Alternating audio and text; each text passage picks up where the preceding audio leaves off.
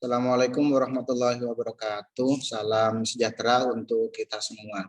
Kembali di channel YouTube saya. Hari ini saya akan membahas materi pertemuan pertama di mata kuliah Software Engineering atau yang biasa disebut dengan rekayasa perangkat lunak. Di pertemuan sebelumnya sudah saya bahas tentang kontrak perkuliahan untuk mata kuliah Software Engineering, mulai dari pokok bahasan yang akan dibahas, selanjutnya kompetensi dasarnya apa, berikutnya sumber referensi yang saya gunakan di mata kuliah Software Engineering itu sendiri. Selanjutnya ada tools yang nantinya akan saya gunakan di mata kuliah Software Engineering itu sendiri. Software yang saya gunakan, saya menggunakan software Enterprise Architect yang versi 12. Oke, untuk materi pertemuan pertama kita akan diskusi tentang perangkat lunak dan rekayasa perangkat lunak. Oke, ada beberapa pembahasan di materi pertemuan pertama ini, mulai dari konsep dari perangkat lunak, selanjutnya karakteristik dari perangkat lunak atau yang biasa disebut dengan software, di mana karakteristik dari perangkat lunak ini yang nantinya akan dibahas ada 4 pembahasan, mulai dari kategori perangkat lunak, selanjutnya jenis-jenis software atau jenis-jenis perangkat lunak, selanjutnya perangkat lunak warisan. Ada istilah perangkat lunak warisan yang nantinya akan saya bahas di materi pertemuan ini. Selanjutnya kegagalan dari perangkat lunak. Ada beberapa kegagalan yang melatar belakangi kenapa proyek perangkat lunak itu nanti dikategorikan gagal dan seterusnya. Selanjutnya pembahasan berikutnya nanti saya akan bahas tentang rekayasa perangkat lunak atau yang biasa disebut dengan software engineering-nya. Apa itu software engineering? Ini yang nantinya akan saya bahas setelah saya bahas tentang karakteristik dari software itu sendiri.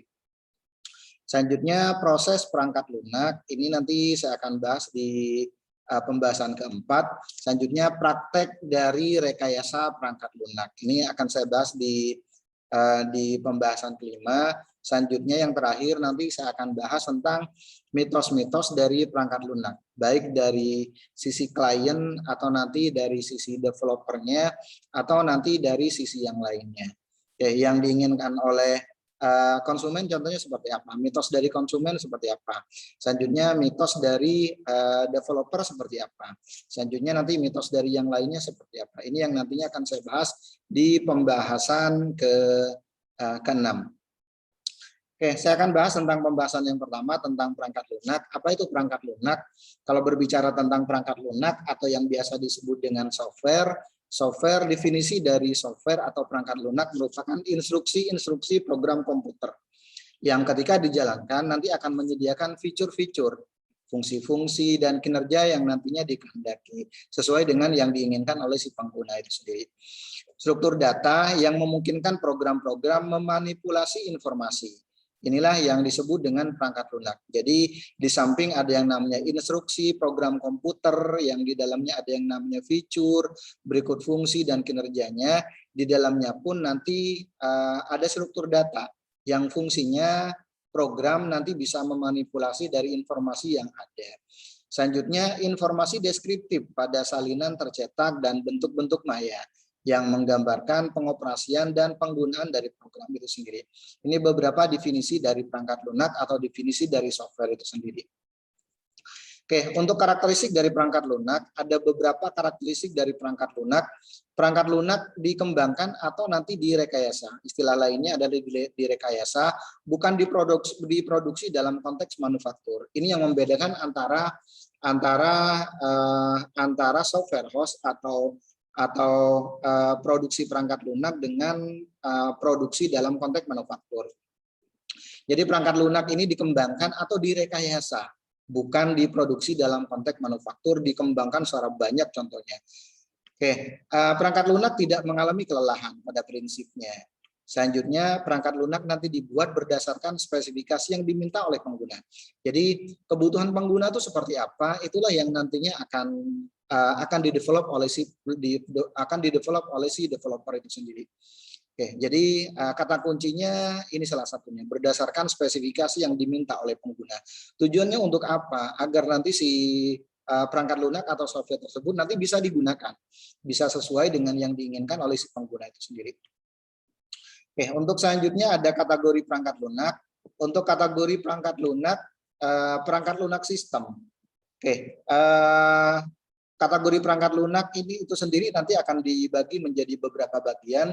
Yang pertama, perangkat lunak sistem.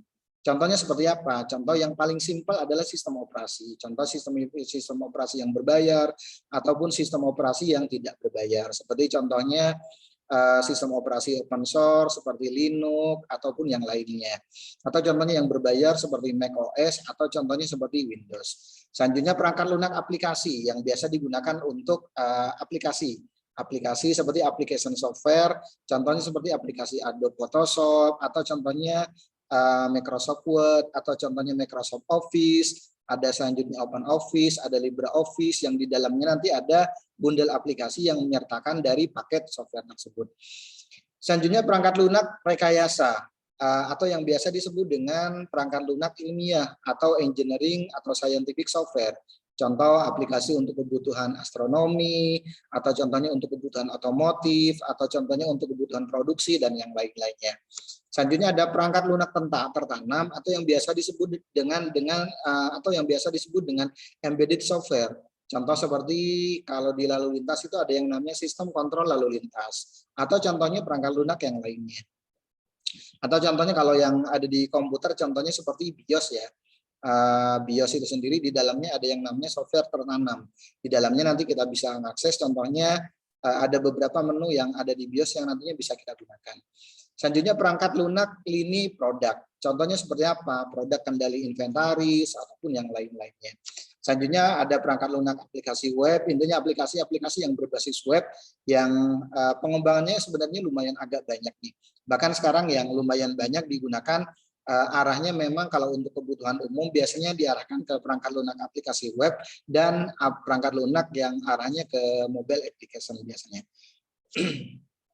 Selanjutnya perangkat lunak kecerdasan buatan. Ini yang sekarang lumayan banyak dibutuhkan terutama untuk menunjang dari kebutuhan dari masyarakat sekarang. Contoh perangkat lunak kecerdasan buatan, contohnya seperti Google Map, atau contohnya seperti aplikasi Waze, dan yang lain-lainnya. Ini yang paling simpel contohnya. Atau contohnya seperti contohnya Google Translate, atau contohnya seperti aplikasi-aplikasi yang nantinya bisa menerjemahkan apa yang diinginkan oleh si pengguna itu sendiri. Google Voice contohnya. Oke, selanjutnya ada beberapa jenis perangkat lunak. Kalau tadi kan saya bahas tentang kategori perangkat lunak. Selanjutnya saya akan bahas tentang jenis perangkat lunak aplikasi.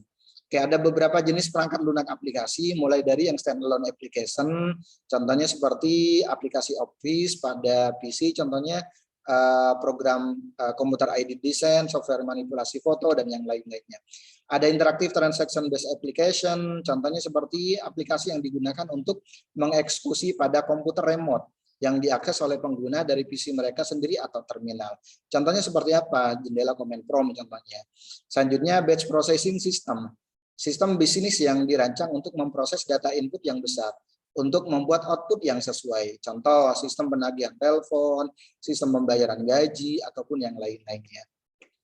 Selanjutnya ada embedded control system, biasanya perangkat lunak yang mengontrol dan mengelola perangkat keras contohnya. Seperti perangkat lunak untuk mengontrol pengereman anti-lock mobil dan software dalam oven microwave untuk mengontrol proses memasak contohnya. Ada lagi contohnya entertainment system yang biasa digunakan untuk kebutuhan pengguna pribadi yang dimaksudkan untuk menghibur pengguna. Contohnya seperti aplikasi yang ada di YouTube, atau contohnya aplikasi video, atau aplikasi-aplikasi untuk musik, dan yang lain-lainnya. Selanjutnya sistem for modeling and simulation. Biasanya sistem ini dikembangkan untuk model proses fisik atau situasi dengan banyak objek yang nanti saling berinteraksi. Biasanya yang memang lebih ke simulasi ya. Contohnya kalau di jaringan ada yang namanya aplikasi Cisco Packet Tracer contohnya. Atau contohnya kita bisa menggunakan software-software yang lainnya yang memang kebutuhannya untuk simulasi contohnya. Contoh lain selanjutnya jenis-jenis perangkat lunak aplikasi ada data collection system. Sistem yang mengumpulkan data dari lingkungan mereka menggunakan satu set sensor dan mengirim data ke sistem lain untuk nanti diproses. Selanjutnya ada sistem of system, sejumlah sistem perangkat lunak yang lainnya. Ini beberapa jenis perangkat lunak aplikasi yang ada di sekitar kita. Selanjutnya ada istilah perangkat lunak warisan. Maksudnya apa itu perangkat lunak warisan? Perangkat lunak warisan di sini harus diadaptasikan sedemikian rupa sehingga memenuhi kebutuhan dari lingkungan atau teknologi komputasi yang baru. Biasanya kan aplikasi yang dibuat oleh perusahaan, contohnya sedikit banyak dia nanti akan mengalami perubahan, contohnya karena kebijakan pemerintah ataupun yang lain-lainnya. Mau nggak mau nanti agar nanti aplikasi tersebut masih bisa digunakan, mau nggak mau nanti harus di-develop lagi. Perangkat lunak warisan harus ditingkatkan kinerjanya supaya dapat menjalani kebutuhan bisnis yang baru. Apalagi kalau contohnya dengan adanya contohnya interaksi dari pemerintah, tentunya biasanya kalau ganti pemerintah kadang-kadang ganti kebijakan. Oke, perangkat lunak warisan harus diperluas sedemikian rupa agar dapat saling beroperasi dengan sistem atau perangkat lunak basis data modern yang lainnya. Lagi yang muncul contohnya updatean terbaru dari sistem operasinya dan yang lain-lainnya. Perangkat lunak ini harus dirancang ulang sehingga nanti dapat hidup dalam lingkungan pengoperasian jaringan komputer. Yang tadinya contohnya hanya bisa digunakan di sistem operasi Windows, contohnya Windows XP, selanjutnya di-update kembali contohnya nanti agar bisa digunakan di sistem operasi yang lainnya. Oke, selanjutnya saya akan bahas tentang kegagalan perangkat lunak. Ada beberapa hal, ada beberapa penyebab atau faktor penyebab kegagalan perangkat lunak. Kalau saya bagi kurang lebih ada 2 faktor penyebab kegagalan perangkat lunak secara umum. Yang pertama karena meningkatnya tuntutan dari si konsumen ataupun dari pihak-pihak yang lainnya. Rekayasa perangkat lunak membangun sistem yang lebih besar. Contohnya sistem yang lebih kompleks menyebabkan tuntutan berubah. Yang sebelumnya contohnya sistemnya tidak terlalu kompleks, sekarang benar-benar diminta untuk membuat sistem yang sangat kompleks atau yang lebih kompleks. Sistem harus dibangun dan disampaikan lebih cepat, apalagi kalau waktunya lebih cepat, lebih besar, dan lebih kompleks. Sistem harus memiliki kemampuan baru yang sebelumnya yang dianggap contohnya mustahil. Ini yang kadang-kadang nanti yang akan terjadi yang namanya kegagalan perangkat lunak itu sendiri. Selanjutnya harapan yang rendah. Harapan yang rendah di sini, hal ini relatif mudah untuk menulis program komputer tanpa menggunakan metode dan teknik RPL. Kebanyakan software-software yang ada di sekitar kita ada beberapa yang hanya di-develop sesuai dengan hasil analisa dari si programmer itu sendiri. Nah, seandainya dilakukan yang namanya teknik rekayasa perangkat lunak atau dianalisa sesuai dengan kebutuhan masyarakat secara umum, tentunya kan nanti software tersebut nanti akan bisa digunakan minimal bukan hanya digunakan oleh satu perusahaan, tapi lebih banyak digunakan oleh perusahaan-perusahaan yang lainnya. Ini salah satunya. Jadi meningkatnya tuntutan. Yang kedua harapan yang rendah, terutama dari si pengguna. Oke, selanjutnya stakeholder. Ada beberapa stakeholder yang nantinya akan terlibat dalam rekayasa perangkat lunak, mulai dari user. User itu siapa? Orang yang akan menggunakan perangkat lunak. Pengguna yang nantinya akan menggunakan perangkat lunak. Contoh, kalau contohnya saya bikin aplikasi untuk Human Resource and Payroll, berarti kan penggunanya adalah HRD contohnya. Kalau saya buat aplikasi untuk penjualan, berarti penggunanya salah satunya adalah kasir contohnya. Oke, yang kedua ada customer atau klien, orang yang membeli atau memesan perangkat lunak. Contohnya perusahaan A yang nantinya akan diwakili oleh bagian HRD-nya, contohnya atau manajer HRD-nya dan yang lain-lainnya. Selanjutnya software developer, orang yang nantinya akan mengembangkan, di samping mengembangkan software pun perlu dilakukan yang namanya pemeliharaan. Oke, perlu dilakukan yang namanya maintenance. Cuman pertanyaannya apakah maintenance-nya nanti akan dilanjut atau enggak gitu. Selanjutnya development manager adalah orang yang menjalankan organisasi yang mengembangkan perangkat lunak dan biasanya memiliki latar belakang pendidikan dalam administrasi bisnis. Jadi ini kurang lebih ada stakeholder dalam rekayasa perangkat lunak, mulai dari user, selanjutnya customer, selanjutnya software developer, selanjutnya development manager. Ini yang nantinya akan terlibat dalam software engineering itu sendiri. Yang ketiga saya akan bahas tentang rekayasa perangkat lunak atau yang biasa disebut dengan RPL atau software engineering. Software engineering itu apa? Yang sekarang bahkan jadi salah satu jurusan ya. Disiplin teknik yang berkaitan dengan semua aspek produksi perangkat lunak. Dari tahap awal spesifikasi sistem sampai nanti ke pemeliharaan. Jadi tahapannya mulai dari contohnya spesifikasi sistemnya sampai nanti ke pemeliharaan. Jadi setelah dilakukan yang namanya testing, selanjutnya diimplementasikan, nggak cukup sampai di situ. Jadi yang namanya sistem, yang namanya software itu perlu lakukan pemeliharaan. Oke, salah satu universitas yang ada jurusan software engineering, kalau nggak salah kalau di Jawa Timur ada yang namanya Universitas Brawijaya, kalau nggak salah Universitas Brawijaya Malang. Oke, aspek produksi rekayasa perangkat lunak berkaitan dengan proses teknis dari pengembangan perangkat lunak, manajemen proyek perangkat lunak, pengembangan alat-alat, metode yang digunakan apakah menggunakan contohnya menggunakan waterfall atau RAD, prototyping atau menggunakan Scrum dan yang lain-lainnya, dan teori untuk mendukung produksi perangkat lunak.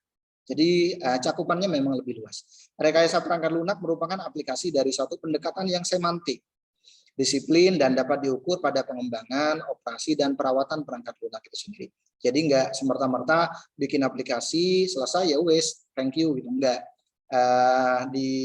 Di sisi akhir nanti ada yang namanya pemeliharaan tentunya. Oke, perangkat lunak dalam segala bentuk aplikasinya harus direkayasa tentunya. Alasannya kenapa? Perangkat lunak telah menyatu secara maya dengan setiap aspek dalam kehidupan. Yang pertama. Yang kedua, kebutuhan IT yang sudah banyak dituntut oleh individu. Tadinya si pengguna mintanya A. Yang selanjutnya di tahun berikutnya dia mintanya B. Atau hari berikutnya atau bulan berikutnya mintanya B. Awalnya laporannya hanya secara general, selanjutnya dia butuh laporan yang lebih spesifik lagi contohnya. Selanjutnya individu, bisnis, dan pemerintah mengandalkan perangkat lunak untuk mengambil keputusan yang bersifat taktis dan strategis. Jadi memang lebih kebutuhan perangkat lunak yang sekarang memang sangat diandalkan terutama untuk melakukan proses pengambilan keputusan. Nilai aplikasi terus bertambah, kemungkinan jumlah pengguna dan usia perangkat lunak akan bertambah. Ini beberapa alasan kenapa perangkat lunak perlu direkayasa. Oke, yang keempat saya akan bahas tentang proses perangkat lunak. Suatu proses merupakan sekumpulan aktivitas, aksi, selanjutnya tugas yang dijalankan ketika suatu produk kerja harus dibuat. Sebuah proses perangkat lunak adalah urutan kegiatan yang mengarah ke produksi produk software itu sendiri. Ada 4 kegiatan proses perangkat lunak secara umum. Yang pertama, spesifikasi perangkat lunak. Biasanya kan ada tuh spesifikasinya seperti apa. Spesifikasi di sini nanti software di sini tentunya bisa berjalan di spesifikasi seperti apa, sistem operasinya kah, atau contohnya Windows-nya sistem operasinya kah, atau contohnya RAM-nya, hard disk-nya, dan yang lain-lainnya. Pengembangan perangkat lunak. Yang ketiga, software validasi. Yang keempat, ada yang namanya software evaluasi. Biasanya kalau seperti software ada versi 1, versi 2, versi 3, dan seterusnya. Contoh seperti yang diterapkan oleh Microsoft contohnya. Ada mulai dari contohnya Windows XP, contohnya selanjutnya di atasnya lagi Windows Vista, Windows 7, Windows 8, Windows 10, dan seterusnya. Ini contohnya proses perangkat lunak. Lanjutan, suatu aktivitas berupa mencapai tujuan umum dan diterapkan tanpa memperhatikan lingkup aplikasi, tanpa memperhatikan ukuran proyek, tanpa memperhatikan kompleksitas dan usaha, dan tanpa memperhatikan kelakuan dari rekayasa perangkat lunak saat diterapkan. Suatu tugas konsentrasi pada tujuan yang kecil tetapi terdefinisi dengan baik. Sampai sekecil apapun itu perlu didefinisikan dengan baik. Ini kalau berbicara tentang proses perangkat lunak. Ada beberapa aktivitas kerangka kerja proses, mulai dari tentunya komunikasi. Apalagi kalau di tim project, mulai dari contohnya project manajernya, sistem analis, programmer, bisnis development-nya, dan yang lain-lainnya itu memang benar-benar harus melakukan komunikasi yang cukup intens. Perencanaan, selanjutnya pemodelan, konstruksi, penyerahan perangkat lunak ke pelanggan. Ini memang kalau sudah selesai. Oke, aktivitas kerangka kerja proses rekayasa perangkat lunak disempurnakan oleh aktivitas yang bertindak sebagai penyangga. Kegiatan-kegiatan penyangga mencakup ada beberapa kegiatan mulai dari penelusuran dan kendali proyek perangkat lunak. Yang kedua ada manajemen risiko tentunya. Selanjutnya penjaminan kualitas perangkat lunak, tinjauan teknis yang perlu dilakukan, pengukuran dari perangkat lunak, manajemen konfigurasi perangkat lunak, manajemen penggunaan ulang. Ini yang perlu ditelaah lagi, terutama untuk kegiatan-kegiatan penyangga yang berkaitan dengan proses perangkat lunak itu sendiri. Selanjutnya yang kelima, saya akan bahas tentang praktek rekayasa perangkat lunak. Ada 4 langkah rekayasa perangkat lunak yang bisa dilakukan. Yang pertama yang harus dilakukan adalah memahami permasalahan atau yang biasa disebut dengan business objective determination. Memahami permasalahan, contohnya siapa yang terkait dalam pemecahan masalah. Selanjutnya apa saja yang tidak diketahui. Selanjutnya data tentu yang sangat dibutuhkan, fungsi dan fitur yang dibutuhkan seperti apa. Yang dibutuhkan oleh pengguna itu seperti apa. Dapatkah masalah dikategorikan atau nanti dipecah menjadi masalah yang lebih kecil lagi contohnya. Dapatkah masalah diwakili dengan grafis ataupun yang lain-lainnya. Dapatkah dibuat sebuah model analisis, ini yang perlu dilakukan terutama untuk proses memahami permasalahan atau yang biasa disebut dengan analisa biasanya, analisa sistem berjalan atau business objective determination biasanya. Selanjutnya merancang solusi. Pernahkah ada masalah serupa sebelumnya dan telah didapatkan pemecahan masalah? Ini yang beberapa pertanyaan yang perlu dijawab. Dapatkah sub masalah nanti didefinisikan? Kalau memang ada masalah, bisa nggak dibikin sub masalah? Sehingga nanti masing-masing masalah yang ada nanti bisa di breakdown lagi ke hal-hal yang lebih kecil lagi. Dapatkah menyusun solusinya? Contohnya ini beberapa tahapan yang perlu dilakukan. Yang ketiga, menjalankan rancangan. Apakah solusi cocok dengan masalah yang ada apakah kode program dapat dilacak secara langsung contohnya, apakah komponen dari solusi nanti sudah tepat. Selanjutnya terakhir nanti akan memeriksa hasil. Uji setiap komponen dari solusi dengan menggunakan strategi pengujian. Apakah sudah sesuai dengan pengujian yang ada, baik pengujian yang nantinya akan kita lakukan, apakah solusi sesuai dengan data, fungsi dan fitur yang dibutuhkan. Oke, ini beberapa praktek dari rekayasa perangkat lunak. Oke, selanjutnya ada prinsip umum tentang rekayasa perangkat lunak. Yang pertama, alasan keberadaan perangkat lunak ini yang perlu difahamin oleh developer. Selanjutnya sederhana tentunya. Yang kedua, pertahankan visi. Yang keempat, apa yang dibuat akan digunakan oleh konsumen atau pengguna nantinya. Membuka diri terhadap masa depan. Jadi jangan sampai contohnya software yang nantinya akan digunakan atau yang akan didevelop hanya digunakan untuk beberapa tahun saja.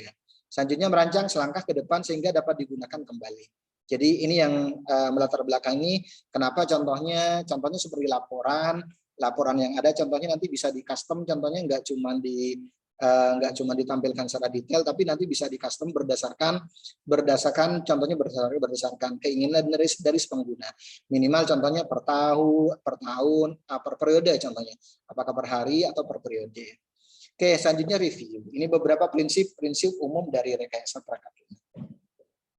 Selanjutnya ada beberapa mitos yang nantinya mungkin akan kita hadapi terutama untuk untuk melakukan yang namanya proses rekayasa perangkat lunak atau mitos-mitos yang ada di perangkat lunak.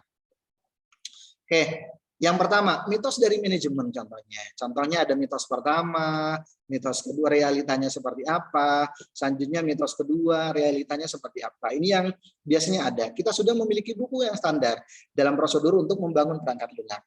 Realitanya apa? Apakah buku tersebut mencerminkan praktek rekayasa perangkat lunak yang modern?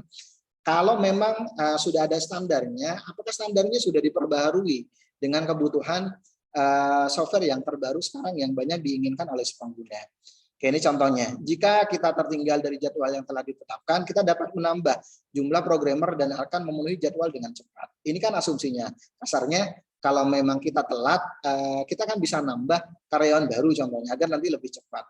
Realitanya apa? Menambah orang baru untuk proyek perangkat lunak yang tertunda menyebabkan penyelesaian proyek perangkat lunak tersebut semakin terlambat justru. Kenapa? Karena dia harus belajar dari awal lagi contohnya seperti itu. Ini beberapa mitos-mitos yang perlu dijawab terutama dari sisi manajemen, dari sisi pelanggan contohnya, terutama contohnya pertanyaan dari pelanggan, mitos yang pertama, pernyataan tujuan umum sudah cukup untuk mulai menulis program dan kita dapat membuat rinciannya nanti. Jadi mereka kasarnya minta dibuatin aplikasinya terlebih dahulu, baru nanti akan mereka evaluasi. Ini kan agak bertolak belakang dengan tahapan dari pengembangan software itu sendiri. Selanjutnya ada mitos praktisi, contohnya ketika kita menulis kode program dan menjalankannya, maka pekerjaan dianggap sudah selesai. Ini mitos praktisi. Realitanya semakin cepat kita menulis kode program, semakin lama waktu yang dibutuhkan untuk menyelesaikannya. Oke, kenapa? Karena bisa jadi ada tambahan atau kurang sesuai dengan rule yang sudah ditentukan, kurang sesuai dengan blueprint yang sudah ditentukan dan yang lain-lainnya. Ini kurang lebih untuk beberapa mitos-mitos yang nantinya perlu difahami, terutama oleh tim yang nantinya akan terlibat dalam proses produksi software itu sendiri. Baik itu pengguna ataupun contohnya dari sisi developernya atau contohnya dari pihak manajemennya. Oke, demikian penjelasan dari materi pertemuan pertama ini. Mohon maaf kalau ada kata-kata yang kurang berkenan. Saya akhiri. Assalamualaikum warahmatullahi wabarakatuh dan salam sehat untuk kita semuanya.